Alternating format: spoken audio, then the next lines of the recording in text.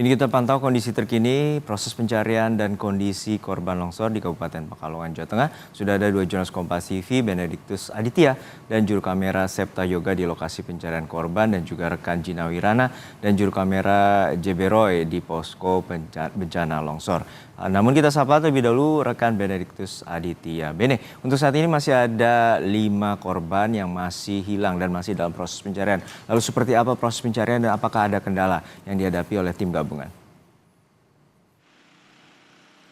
Ya, selamat siang Juno dan juga saudara. Memang terkait dengan proses pencarian, ini tim evakuasi dan juga pencarian dari gabungan Basarnas, TNI dan Polri juga sudah bergerak sejak pukul 8 pagi tadi untuk menuju langsung ke TKP maksud kami. Dan terkait hal tersebut memang ini salah satu kendala adalah proses perjalanan menuju ke TKP lokasi, karena memang meskipun akses untuk mobil ini sudah bisa sampai ke Gereja Kristen Jawa Kasimpar, namun para petugas dan juga tim gabungan relawan ini masih harus berjalan kaki menuruni lereng bukit untuk sampai menuju ke TKP karena memang aksesnya ini terputus. Nah, Juno, saya mau gambarkan kepada Anda bagaimana situasi saat ini petugas dari tim gabungan dan juga relawan sedang mencari atau proses evakuasi terkait dengan ini. Memang diyakini di lokasi inilah, tepatnya di Desa Kasimpar, ini masih ada 1 orang yang dinyatakan hilang, tepatnya ini adalah putri dari Sekretaris Desa Kasimpar, Sularso begitu, yang diketahui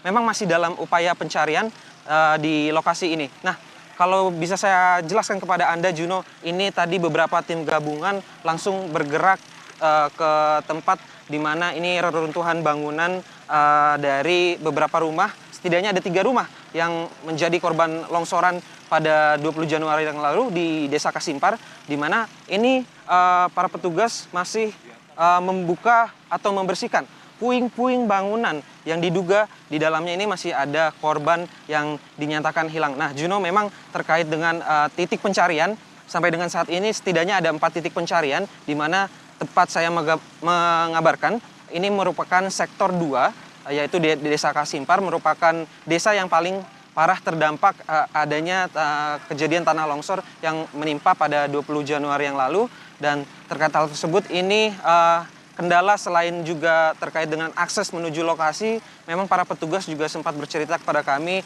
terkait dengan kontur dan struktur tanah yang berada di Desa Kasimpar ini di Kecamatan Petung Kriono.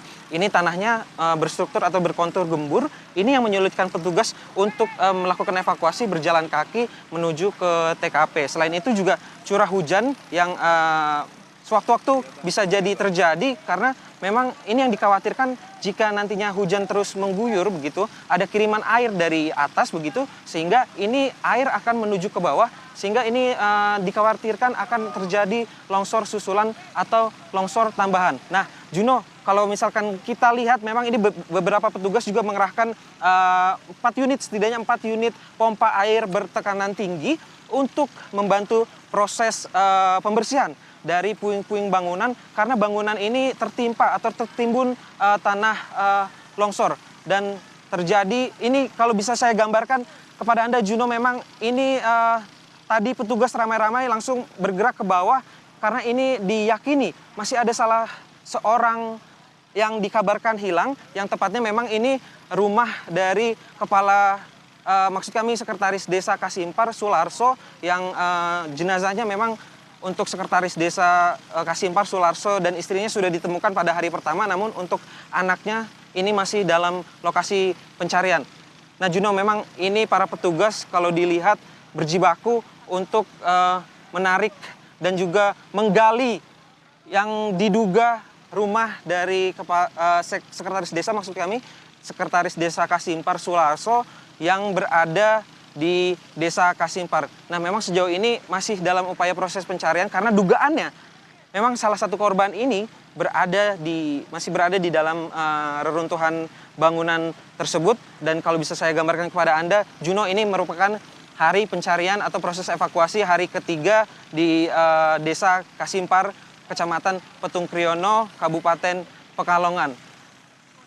Nah, Juno, memang kalau misalkan saya gambarkan kepada Anda terkait dengan kendala, ini juga curah hujan yang sewaktu-waktu bisa terjadi, ini yang menyulitkan para petugas di lapangan. Begitu, Juno.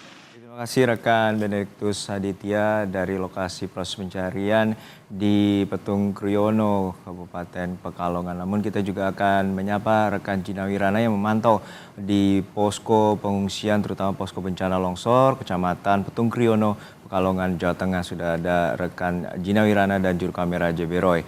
Ginawi, untuk saat ini ada berapa posko bencana yang telah didirikan dan apa saja kebutuhan dan juga apa saja pasokan yang sudah didapatkan oleh korban longsor? Ya baik Juno dan juga saudara, di mana titik saya berdiri ini adalah merupakan pos utama, di mana ini terdiri dari beberapa posko. Yang pertama ada posko antemortem, di mana nantinya para korban bisa diidentifikasi di situ. Lalu ada posko jenazah, di mana nanti jenazah bisa ditransitkan, kemudian bisa dibawa ambulan ke RSUD ataupun ke keluarga.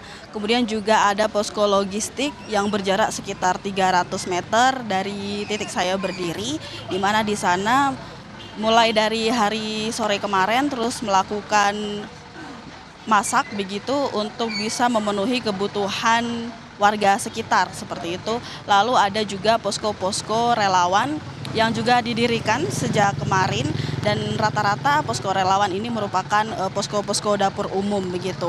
Dan juga di tempat saya berdiri di kiri saya ini adalah Puskesmas Kecamatan Petung Kriono, di mana ini juga merupakan satu-satunya pusat kesehatan masyarakat yang ada di Kecamatan Petung Kriono. Perlu diketahui juga Juno dan juga saudara bahwa akses untuk menuju ke sini atau ke pusat kesehatan masyarakat ini memang cukup sulit bagi warga yang tinggal di dusun-dusun yang lain begitu, karena akses jalan yang terputus. Akses jalan yang terputus ini setidaknya membuat jalanan menjadi rusak akibat longsor dan juga tanah ambles, sehingga di sini memang merupakan satu-satunya tempat warga untuk bisa mendapatkan perawatan medis. Tadi pagi Juno ada beberapa warga yang datang jauh-jauh dari dusun sebelah untuk mendapatkan pertolongan medis dan juga untuk bisa mendapatkan bantuan logistik dan juga makanan pokok seperti itu. Karena mereka biasanya melakukan perjalanan dengan kendaraan 15 menit dari setiap dusun ke lokasi, ke puskesmas di sini. Namun karena adanya jalan rusak akibat longsor ini, sehingga warga mau tidak mau terpaksa harus berjalan kaki seperti itu Juno.